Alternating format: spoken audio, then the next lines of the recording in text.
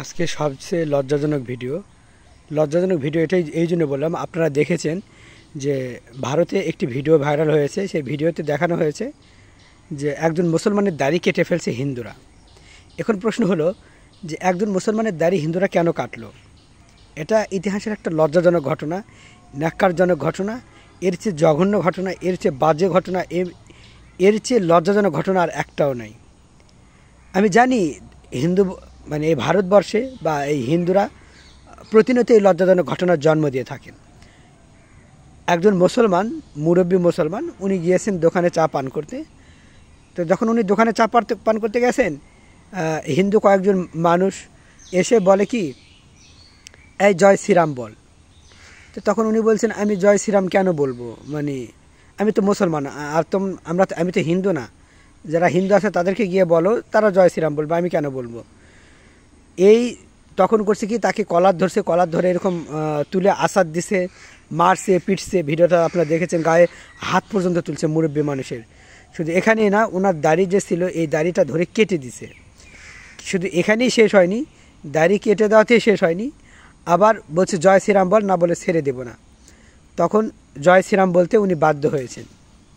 এখন কথা হলো এই যে আমি মুসলমান হয়ে আমি তোমাদের হিন্দু ধর্মের জয় শ্রীরাম কেন বলবো?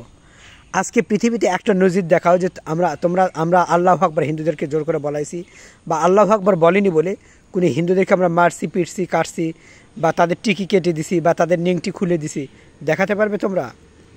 ভারতবর্ষরা এই যে এত বড় ঘটনা ঘটে গেল, এখন পর্যন্ত হিন্দুরা এই যে কথায় কথায় মানবতার ধর্ম, এরা যে বড় বড় লেকচার দেয়, কই গেল লেকচার? কোনো প্রতিবাদ আছে?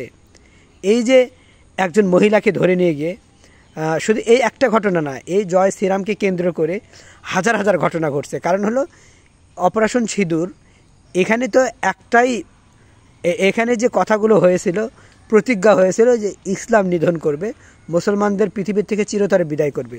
তো এই বিরোধ মানে চিরতরে বিদায় করবে, মুসলমানদের যে নিধন করবে, শেষ করে দিবে, যার কারণে অপারেশন সিঁদুর নামক অভিযানটা হিন্দুরা চালায়। এই যে আপনারা দেখবেন কোনো দোষ পায় না, জয় শ্রীরাম বলেন, এই একটা মিথ্যা উক্তি দিয়ে মুসলমানদের পৃথিবী থেকে চিরতরে শেষ করে দিতে চায়। একজন মহিলাকে ওইরকম উঠে নিয়ে গিয়ে বলে কি জয় শ্রীরাম বলো। তো মহিলা বলছে, আমি মুসলমান, আমি তো হিন্দু না, আমি কেন জয় শ্রীরাম বলবো? তখন সাথে সাথে মহিলার কানে একবার থাপ্পড় দিয়ে কান ফেটে দিছে, মহিলার কান দিয়ে রক্ত এসে যায়।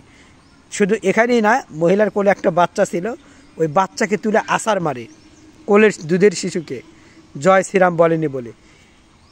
বাচ্চাকে যখন মায়ের সামনে আছাড় দেয়, একটা দুধের বাচ্চাকে, তখন মায়ের কলিজা ফেটে যায়, বুক ফেটে যায়, মায়ে তখন হাউমাউ করে কেঁদে ওঠে। তখন বলে যে তোমাকে 25,000 রুপি জরিমানা করা হলো, ভারতীয় টাকায় 25,000 টাকা, এই জরিমানা তোমাকে দিতে হবে, যেহেতু সেই মহিলাটা গরিব ছিল, কাজ করে খেত। এখন বলি, এই ঘটনায় কি এখানে শেষ? না। আপনারা দেখেছেন ট্রেনের মধ্যে জয় শ্রীরাম বলেনি বলে 2 মুসলমানকে পিটিয়ে হত্যাই করে ফেলছে, এই দুনিয়া থেকে তাড়িয়ে দিছে এই ভারতীয় হিন্দুরা। এখানেও কি শেষ? না। একজন যুবক কাজ করতে গেছে, যখন কাজ করতে গেছে তখন বলছে জয় শ্রীরাম বলো। তখন বলছে, ভাই আমি জয় শ্রীরাম কেন বলবো? জয় শ্রীরাম বললি কি আমি হিন্দু হব? আমি তো মুসলমান। এই যে এই কথা বলেছে, সাথে সাথে তার পাটা ভেঙে, সুস্থ সবল একজন যুবক তার পাতে বাড়ি দেয়, সবাই মিলে বাড়ি দিয়ে পা ভেঙে দিছে, এখন সে হাসপাতালের বেডে। আমার কথা হলো, হিন্দুদের কোনো বইয়ে কি লেখা আছে যে জয় শ্রীরাম বলার সাথে সাথে মুসলমান ধর্ম বাদ হয়ে হিন্দু ধর্ম সে গ্রহণ করবে বা মেনে নিবে? এই জঘন্যজনক। এখন বা এই সারা বিশ্বের মধ্যে যদি ক্যান্সার বলা হয়, এই হিন্দুরা হলো সারা বিশ্বের মধ্যে একটা ক্যান্সার, ভাইরাসের চেয়েও ভয়ঙ্কর। বুঝতে পারছেন? এরা মানে বলবো কি, মুত খেয়ে খেয়ে, এই মুতরানিরা, এই গোবরিচোনারা গোবর খেয়ে খেয়ে এদের ব্রেন পায়ের নিচে চলে গেছে, এদের আর ব্রেন নাই। ব্রেন থাকলে ভাই এরকম কেউ করে না। এখন পৃথিবীর লোকজন নীরব থাকবে, এই সুশীল সমাজ যারা রয়েছে, এই সংঘর্ষ জাতিসংঘ যারা রয়েছে, কেউ কিছু বলবে না। আমার কথা হলো, এই ভারতীয় হিন্দু যারা রয়েছে, আশ্চর্যজনক বিষয় হলো, অন্যায় হচ্ছে এটা কি কে না জানে, অথচ একটা কথা পর্যন্ত বলে না, নীরব থাকে। শুধু এখানেই নয়, আমরা দেখেছি রোজার মধ্যে মুসলমানদের মুখের মধ্যে জোর করে পানি দেওয়া হয়, যে রোজা আছে নাকি, থাকলে তো ভেঙে যাবে, কিছু খাওয়ালেই ভেঙে যাবে। মানে এত অত্যাচার ভারতবর্ষে হিন্দুরা মুসলমানদের উপর করছে, যেটা কেউ কল্পনা করতে পারেনি। এই কাহিনীগুলো শুনলে লোমগুলো গায়ে দাঁড়িয়ে যায়, গায়ে কাটা দেয়, বুঝতে পারছেন? কারণ এদের ঘনিয়ে আসছে। যখন কারো বিপদ ঘনিয়ে আসে না, মাথায় ছুঁই ছুঁই করে, তখন সে বুঝতে পারে। এই যে চীন যুদ্ধজাহাজ যে ঘিরে নিছে, আমেরিকাও 50% ভ্যাট বসিয়েছে, এবং বলতে গেলে পাকিস্তানেও মিসাইল তাক করে রয়েছে এদের উপর, যে কোনো মুহূর্তে অ্যাটাক করতে পারে। এই যে ভারতবর্ষ অখণ্ড, এরা যে বলে না এটা আসলে খণ্ড ভারতবর্ষ, এই খণ্ড ভারতবর্ষ টুকরা টুকরা হতে এক নিমিষও লাগবে না। মানুষের অত্যাচার করা, নির্যাতন করা একটা সীমা আছে, সীমা যখন পেরিয়ে যায় তখন কিন্তু তার করার কিছু থাকে না। এই হিন্দুরা একের পর এক, আপনারা দেখে থাকবেন, আমরা বাংলাদেশে বলেন বা সারা পৃথিবীতে যে কোনো জায়গায় বলেন, আমরা কিন্তু হিন্দুদেরকে বলি না আল্লাহু আকবার বল, বা আল্লাহু আকবার না বললে পিঠে তাকে হত্যা করি বা অপমান করি বা আমরা ছোট করি, এরকম কিন্তু করি না।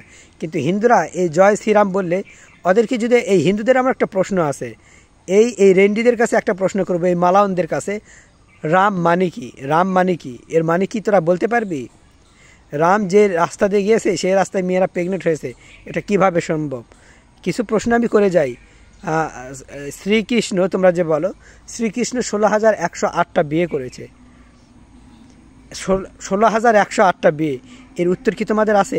মহাদেবের লিঙ্গ খসে পড়ে গেছে ঋষির বইয়ের অভিশাপে, এই লিঙ্গ পূজা তোমরা করতে থাকো, কেন করো? এর উত্তর আমি জানি না। লিঙ্গে যে তোমরা দুধ ঢালো, খাবারগুলো যে নষ্ট করো, এই যে দুধ ঢালো দুর্গন্ধ বের হয়, এই যে দুধ একটা খাবার নষ্ট করলে, এই লিঙ্গে দুধ ঢালে কি লিঙ্গে জেগে উঠবে বলো? এই যে দুর্গা পূজা করো, দুর্গার 10টা হাত, আমার কথা হলো 20টা হাত কেন নয়, 10টা কেন? দুর্গার কি আসলে 10টা হাত ছিল? দুর্গার যে তোমরা ছবি আঁকিয়েছো, যে মূর্তি তোমরা বানিয়ে পূজা করো, এটাই কি দুর্গা? আবার মা কালী যেটা তোমরা বলো, যেটা ভয়ঙ্কর প্রলয়কারী বা জ্বালিয়ে দেয়, আমার প্রশ্ন হলো, এই যে মা কালী, এ হলো পৃথিবীতে মানুষের মাথা কেটে খেতে, রক্ত খায়। আল্লাহর জমিনে এই পৃথিবী থেকে তার একটু ভালো খাবার জোটেনি যে মানুষের কাল্লা কেটে কেটে তাকে খেতে হয়েছে, তাকে রক্ত খেতে হয়েছে। এবং মা কালীকে তোমরা যে মা কালী বলে, এখন তাকেও বলি দিতে হয়। আশ্চর্যজনক বিষয় হলো, আমি যদি তোমাদের কিছু প্রশ্ন করি, এই প্রশ্নের উত্তর কিন্তু তোমরা একেবারে দাও না। মহাদেব কিন্তু ঋষির বউকে রেপ করেছে, এবং ঋষির অভিশাপে মহাদেবের অস্ত্র খুলে পড়ে গেছে। মহাদেবের লিঙ্গ যদি মহাদেব নিজেই বাঁচাতে না পারে, তাহলে তোমাদেরকে কিভাবে বাঁচাবে? তোমরা নিজেরাই মাটি দিয়ে মূর্তি বানালে, নিজেরাই কান্নাকাটি করলে, মা বলে ডাকলে, পূজা করলে, যার কাছে মনের বাসনা চাইলে, আবার দেখা গেছে সেই মূর্তিকেই তোমরা পানিতে নিক্ষেপ করে দিলে। তাহলে কী লাভ হলো বলো? এত টাকা খরচ করে মূর্তি বানিয়ে, এই যে তোমরা বলো না বেশ্যাই সমস্ত পাপের মূল, বেশ্যা থেকে সমস্ত পাপ তৈরি হয়, তাহলে আমার প্রশ্ন হলো, যখন দুর্গা পূজা আসে সেই সময় বেশ্যার মাটি না হলে এই দুর্গা মূর্তি তৈরি হয় না কেন? এর উত্তর কি আছে? তোমাদেরকে প্রশ্ন করলে আজও তোমরা উত্তর দিতে পারো না। আর একটা প্রশ্ন শেষে করেই যাই, যদি তোমরা কোনো হিন্দুরা এটা জেনে থাকো অবশ্যই আমাকে উত্তরটা দিবে। 33 কোটি দেবদেবতা, তোমরা এখন অনেকেই বলো 30 প্রকার থেকে 33 কোটি, কখনোই না। 30 প্রকার আর 33 কোটি অঙ্কে কোনোদিন এক হবে না। 33 কোটি এটা 30 প্রকার বোঝানো হয় না। এই 33 কোটি দেবদেবীর নাম কি এটা আমি জানতে চাই। যদি কাইন্ডলি আপনারা এটা বলতে পারেন তাহলে অবশ্যই আমি তাকে পুরস্কৃত করব, যদি তোমরা এটা বলতে পারো। আর একটা শেষ প্রশ্ন আমার, দেখো আমরা কোরআনের প্রতিযোগিতা করি, মুসলমানরা কোরআনের প্রতিযোগিতা সারা বিশ্বে 1 নম্বর হয়, এটা আমরা করে থাকি। আশ্চর্যজনক বিষয় হলো, আজও আমরা দেখলাম না তোমরা হিন্দু যারা রয়েছো, যেরকম অশুদ্ধ মহাভারতের প্রতিযোগিতা, যেরকম পুরাণ, যেরকম গীতা, এগুলো যে মুখস্থ করে তোমরা শোনাবা, প্রতিযোগিতা করবা, বিশ্বের মধ্যে যে তোমরা 1 নম্বর হবা, আজও কিন্তু জীবনে দেখিনি। তোমরা কি পড়ো, ঠাকুররা কি উচ্চারণ করে, আমরা আজও জানি না। আমরা প্রকাশ্যে ওপেন চ্যালেঞ্জ দিলাম যে তোমরা অশুদ্ধ মহাভারত, অর্থাৎ মহাভারত, গীতা, পুরাণ, এগুলো মুখস্থ শোনাও, আমিও শুনতে চাই।